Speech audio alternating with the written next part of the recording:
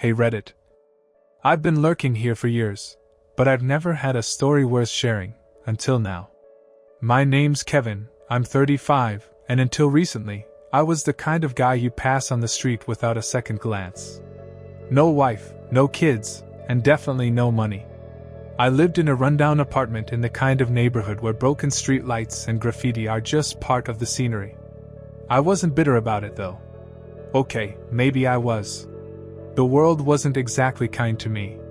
Growing up in foster care, I learned early that life doesn't hand you anything unless it's a problem. I worked whatever dead-end jobs I could find, stocking shelves, flipping burgers, cleaning toilets, but it was never enough. My neighbors? Most of them were in the same boat, broke, tired, and angry at the world. The thing about living in a place like that is everyone gets real good at judging. People looked at me like I was some loser who'd never amount to anything. My landlord, Mr. Peterson, treated me like I was a stain on his spreadsheet. The neighborhood kids? They called me Trash Kev behind my back. And honestly, I felt like trash most days. The only good thing I had was the little plot of dirt behind my apartment. Calling it a backyard is generous. It was more of a junkyard. Rusted bikes, broken glass, and weeds taller than me. But it was my junkyard. That's where this story really starts. One morning, after another rejection email, apparently even the dollar store had standards I didn't meet, I decided to do something productive. I grabbed a rusty shovel from the pile and started digging up the weeds. I told myself it was just to clear my head, but honestly, I think I was looking for something, anything, that could give me a reason to keep going. Little did I know, I was about to find it. So there I was, sweating buckets in the late morning sun, hacking away at weeds like I was fighting for my life. My back was killing me, and I was about ready to give up when the shovel hit something hard. At first, I thought it was just another piece of junk, maybe a rock or a chunk of concrete. But the sound wasn't right. It was more metallic. Curious, I knelt down and started clearing the dirt with my hands. What I uncovered didn't make sense. It was a box, about the size of a microwave, made of this heavy, dark metal. It had intricate carvings all over it, swirls and symbols I didn't recognize. There was no lock, no hinges, just this seam running along the middle. For a moment I just stared at it, trying to figure out what I was looking at. My heart was pounding. Was this some kind of historical artifact? A buried safe? Hell, maybe even a bomb? I didn't know, but there was no way I was stopping now. I pried the box open with the edge of the shovel, and when it finally gave, I swear my breath caught in my throat. Inside was a collection of gold coins, glittering like something out of a pirate movie. They weren't just gold, they were old, with strange markings and an almost hypnotic shine. My first thought was, this can't be real. My second thought was, if it is, my life just changed. I sat there for a long time, holding one of the coins in my hand, turning it over, letting the weight of it sink in, literally and figuratively. It felt heavy, not just because of the metal, but because of what it represented. And then paranoia kicked in. What if someone saw me? What if someone claimed it wasn't mine? I scrambled to cover the hole and get the box inside my apartment. For the rest of the day, I couldn't think straight. I just sat on my couch, staring at the box, running a million scenarios through my head. Could I sell it? Would anyone believe me if I said I found it? Was this the kind of thing that got people killed in movies? I didn't sleep that night. How could I? The next morning, I decided to do some research. I took one of the coins to an antique shop a few neighborhoods over. The guy behind the counter, Greg, looked like he hadn't seen sunlight in years, but his eyes lit up the second he saw the coin. "Where did you get this?" he asked, his voice low, almost reverent. I panicked and lied, mumbling something about a flea market. He didn't press me, but he did tell me the coin was genuine. 18th century, he said. Spanish. And in this condition? You're sitting on a fortune. A fortune. Hearing it out loud made my head spin. I went home that night with my mind racing, already imagining what my life could be like with money. I had no idea what I was getting myself into. By the time I got back home, the excitement was starting to wear off, replaced by this gnawing anxiety. I couldn't shake the feeling that someone, somewhere, knew what I had.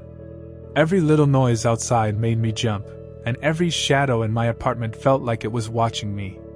I knew I couldn't just sit on this treasure forever. I needed to act fast. But how? Selling something like this wasn't as simple as listing it on Craigslist.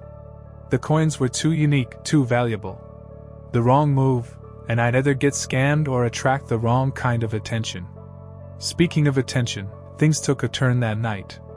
Around 2 a.m., I woke up to the sound of breaking glass. My stomach dropped. Someone was inside my apartment. My first instinct was to hide, but then I thought about the box. I wasn't about to let some junkie steal my future. I grabbed the nearest thing I could find, a rusty pipe I'd pulled out of the backyard earlier, and crept toward the living room. The scene was like something out of a nightmare. A guy in a ski mask was standing there, holding my box of coins. My heart was pounding so hard I thought it might burst. "Put it down," I said, my voice shaking. The guy didn't even flinch. Instead, he took a step toward me. "Do you even know what you've got here?" he sneered. His voice was rough, with a strange mix of anger and desperation. I panicked. Without thinking, I swung the pipe. It wasn't a clean hit, but it was enough to knock the box out of his hands. He cursed, lunging at me, and we ended up in a full-on brawl right there in my living room. Now, I'm not exactly a fighter, but adrenaline does funny things to a person. Somehow, I managed to shove him into a coffee table, which collapsed under his weight. He groaned, clutching his side, and I took the chance to grab the box and bolt out the door. I ran like my life depended on it, because it did. I didn't stop until I was halfway across the neighborhood, hiding behind a dumpster in some alley. My hands were shaking, and my breath came in ragged gasps, but at least I still had the treasure. The next day, I knew I couldn't stay in my apartment. Whoever that guy was, he'd be back, and he wasn't the only one I had to worry about.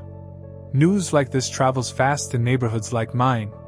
That's when I remembered Greg, the antique shop guy. He'd seemed genuinely interested in the coins, and I figured he might know someone who could help me sell them discreetly. So, I packed what little I could carry, took the box, and headed straight to his shop. When I got there, I explained what had happened, minus the break-in part. Greg nodded, his expression serious. "You're playing with fire, Kevin," he said. "But you're in luck. I know a guy." Greg set up a meeting with a collector named Mr. Barnes, a wealthy, no-nonsense type who specialized in rare historical artifacts. The meeting was tense. Barnes grilled me about the coin's origins, and for a moment, I thought he wasn't going to buy my flea market story. But in the end, he didn't care.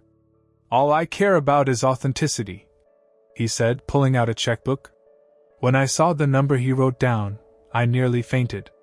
It was enough to pay off every debt I'd ever had, move somewhere decent, and still have plenty left over. I walked out of that meeting with my life in a duffel bag and my future in my pocket. But as I looked down at the check, I couldn't shake the feeling that I'd traded one set of problems for another. Walking out of that meeting with Mr. Barnes, I felt like I was floating. For the first time in my life, I wasn't trapped by poverty. The weight I'd carried for years, the stress, the hopelessness, was gone, or so I thought. The first thing I did was get out of my neighborhood. I rented a small but nice condo in a quieter part of town. Nothing flashy, just somewhere I didn't have to worry about break-ins or hearing arguments through paper-thin walls. I bought myself some decent clothes too, and for once, I didn't feel invisible walking down the street. But here's the thing about money. It doesn't erase who you were. I didn't tell anyone about the treasure. Too dangerous. But people noticed the changes.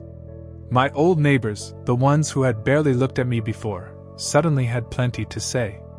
"Hey Kev, nice shoes! Where you been hiding all this time, man? Don't forget about us little people, huh?" It wasn't friendly. It was biting, loaded with suspicion. I tried to brush it off, but it was clear they resented me. I was the guy who got out while they were still stuck, and they hated me for it. I tried reconnecting with a couple of old friends, like Jimmy and Ray, guys I used to hang out with when I could afford a couple of beers. That didn't go well either. "Must be nice, huh?" Jimmy said, his eyes narrowing when he saw my new watch.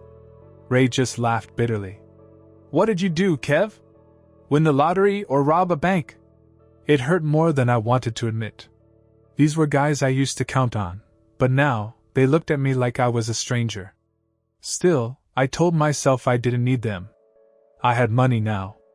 I could start fresh, make new friends, build a better life.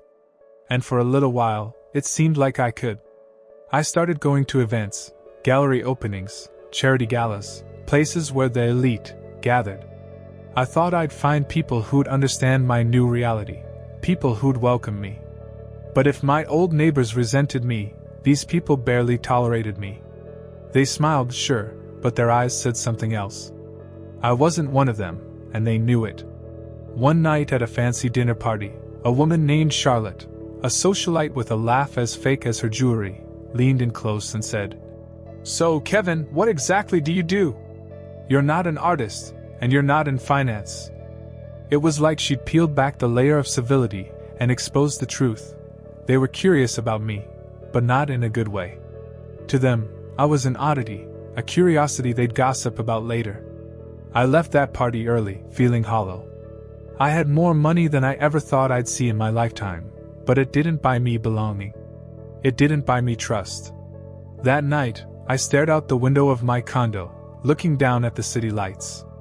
The treasure had changed my life, sure, but not in the ways I'd imagined. I was richer, but I was lonelier than ever. I started to wonder if I'd made a mistake. The weeks that followed were a blur. I tried to keep up appearances, attending events and mingling with the wealthy crowd. But every interaction left me feeling more disconnected. I couldn't relate to these people, and they couldn't relate to me. I remember one night in particular. It was a black-tie charity auction for some cause I can't even remember. Everyone was dressed to the nines, sipping champagne and casually throwing down thousands of dollars on art pieces they didn't even like. I ended up seated at a table with a group of polished, plastic-looking people. One guy, Bradley, was bragging about his yacht while another, Diana, was going on about her humble vacation home in Aspen. I tried to join the conversation, but it was like talking to aliens. I mentioned how I'd grown up in foster care, thinking it might add some depth to the moment. Big mistake. "Oh, how inspiring," Diana said, her voice dripping with condescension. "To come from nothing and end up here. It's like a fairy tale." Fairy tale. If they only knew. My past wasn't a storybook, it was a survival manual. I excused myself, retreating to a corner of the room with a glass of champagne I didn't even want. That's when I met Claire. She wasn't like the others. Her dress was elegant but understated, and she had this quiet, genuine smile. We started talking, and for the first time in weeks, I didn't feel like a fraud. She told me she worked in nonprofits, helping underserved communities. "So, what's your story?" she asked, her eyes curious but kind. I hesitated. For some reason, I didn't want to lie to her. "Let's just say I stumbled into some luck," I said, keeping it vague. She nodded, not pressing for details, and we ended up talking for hours. For the first time since finding the treasure, I felt like I'd found something real. But life wasn't about to let me off that easy. A few days later, I got a call from Greg, the antique shop guy. "We've got a problem," he said, his voice tense. "That guy who broke into your place? He's been asking around about you. Word is, he's connected, dangerously connected." My stomach dropped. Greg explained that the coins were worth more than I could have imagined, but they were also incredibly rare. Rare enough that people in certain circles had noticed their sudden appearance on the market. I tried to stay calm, but it was hard. I thought I'd covered my tracks, but clearly I hadn't. The treasure was a blessing, sure, but it was starting to feel more like a curse. For the next week, I barely slept. Every knock at the door, every unfamiliar face on the street, felt like a threat. I started regretting the day I ever picked up that damned shovel. Then came the confrontation. One evening, as I was heading back to my condo, I felt it, a presence behind me.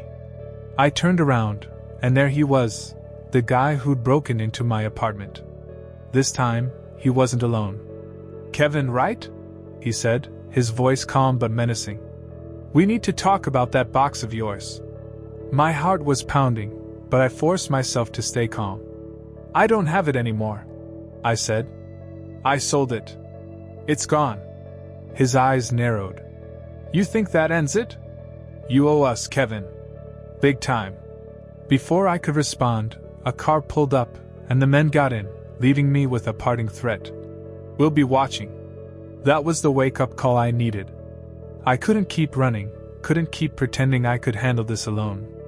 The next day, I went back to Greg, who put me in touch with a lawyer who specialized in asset recovery and protection. We crafted a plan to legally secure the money I'd made from the coins while distancing myself from their origins. It took weeks of meetings, legal hoops, and a hefty fee, but eventually I felt like I had some breathing room. The treasure was no longer a target on my back. But by the end of it all, I was exhausted. And I started to realize something. The coins had given me wealth, but they'd taken my peace. I wish I could say the only thing haunting me was my own reflection, but life wasn't about to let me off that easy. It started a few days after the dinner at Claire's place. I'd been feeling exposed ever since Eric's comment about money. It stuck with me, poking at my insecurities like a splinter. I wanted to fix things, to figure out who I was without the treasure hanging over me. But then he showed up. I was walking back to my condo late one night when I saw him, leaning against the hood of a car parked near my building. At first, I didn't recognize him, but as I got closer, my blood ran cold. It was the guy from before, the one who broke into my apartment. Only now, he wasn't wearing a mask. "Kevin," he said, pushing off the car and stepping into my path. His smile was sharp, a predator's grin. "We need to talk." I stopped in my tracks, my heart pounding. "I told you, I don't have the coins anymore." He laughed, a low, chilling sound. "I know. But you've got something better, cash. And if you're smart, you'll share the wealth." I swallowed hard, trying to keep my voice steady. "What do you want? What do you think?" "A cut. 10% of whatever you got from the treasure. Call it a finder's fee." I clenched my fists. "I don't owe you anything." His grin widened. "Oh, but you do. See, you didn't find those coins. You stole them from me. And if you don't pay up, I'll make sure everyone knows it." It was a lie, of course. He had no claim to the coins, and he knew it. But his voice was so calm, so confident, that for a moment, I doubted myself. "I'll give you a week," he said, stepping back. "But don't test me, Kevin. You don't want to find out what happens if you do." He got in the car and drove off, leaving me standing there shaking. I didn't sleep that night. My mind was a whirlwind of fear and anger. I knew I couldn't give him the money, not just because it wasn't his, but because giving in would only invite more threats. But ignoring him wasn't an option either. The next day, I met with Greg, the antique shop guy. I told him everything. "This guy won't stop," I said, my voice hoarse. "He's dangerous." Greg nodded grimly. "I warned you, Kevin. Money like this doesn't come without strings. But you're not out of options." He introduced me to a lawyer, but not the kind you see on TV. This guy, Jack, specialized in problem solving for wealthy clients. The kind of problems that don't get solved in court. Jack listened to my story, his face unreadable. "You've got two choices," he said finally. "Pay him off and hope he goes away, or make it clear you're not a target." "How do I do that?" I asked, though I wasn't sure I wanted to know the answer. Jack leaned back, steepling his fingers. "You stand your ground. Use your resources to protect yourself. Hire security. Make yourself untouchable. People like him only have power if you let them." It sounded simple, but it wasn't. The next few days were a nightmare. I hired a private investigator to dig into the guy's background, looking for leverage. Meanwhile, I couldn't go anywhere without feeling like I was being watched. The turning point came when the PI called me with information. The guy had a record: assault, extortion, even time served for armed robbery. But he also had weaknesses, debts, enemies, and a tendency to overplay his hand. Armed with this knowledge, I set up a meeting. I didn't want to, but Jack insisted it was the best way to take control of the situation. We met in a public place, a crowded cafe where he couldn't pull anything stupid. I showed up with a plain manila envelope and a confidence I didn't feel. "You're late," he said, smirking as I sat down. I slid the envelope across the table. Inside were photos, court documents, and enough dirt to bury him if I went public. His smirk faded as he flipped through it. "You think this scares me?" he said, though his voice wavered.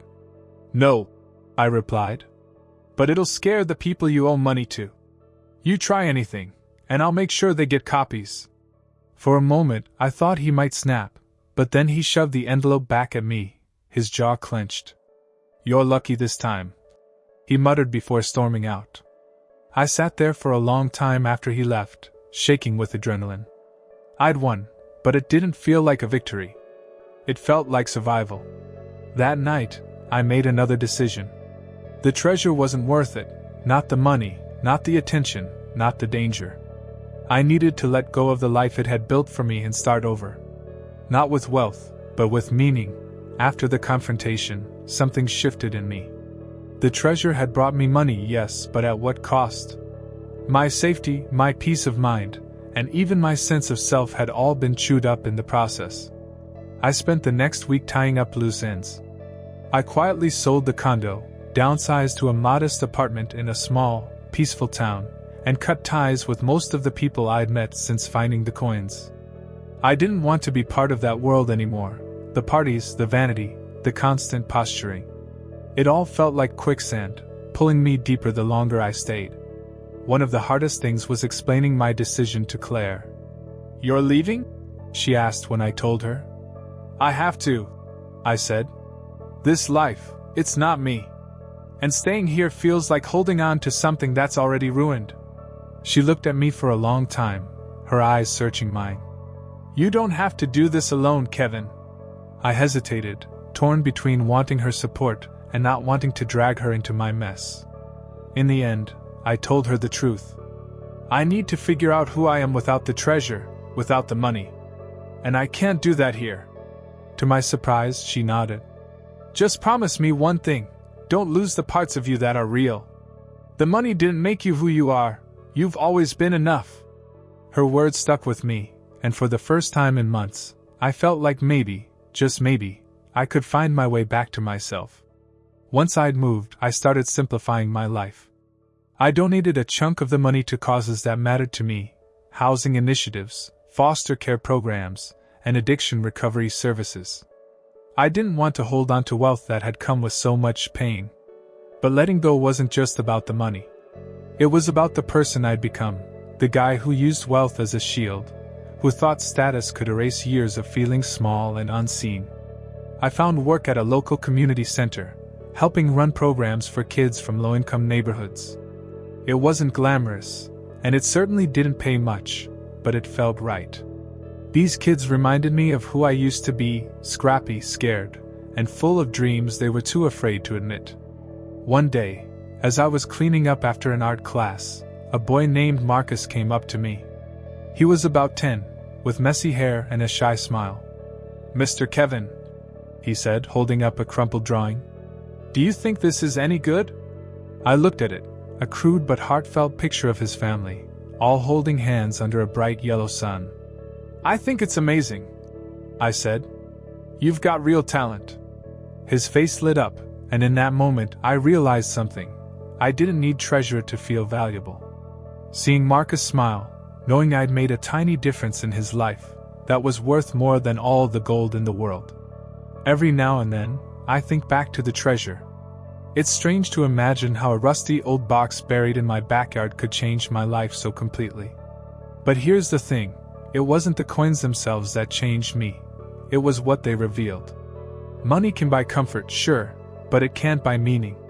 It can't buy love or self-respect or the quiet satisfaction of knowing you've done something good in the world. I kept one coin from the treasure, a small reminder of where I came from and what I'd survived. It sits on my bookshelf now, gathering dust. Sometimes I pick it up and wonder how my life would have turned out if I'd never dug it up. But then I think of Marcus, of Claire, of the life I've built since walking away from the chaos. And I know I wouldn't change a thing. If there's one thing I've learned, it's this: treasure isn't what you find in the ground. It's what you build in the people around you and in the person you become. Life in the small town wasn't glamorous, but it felt real.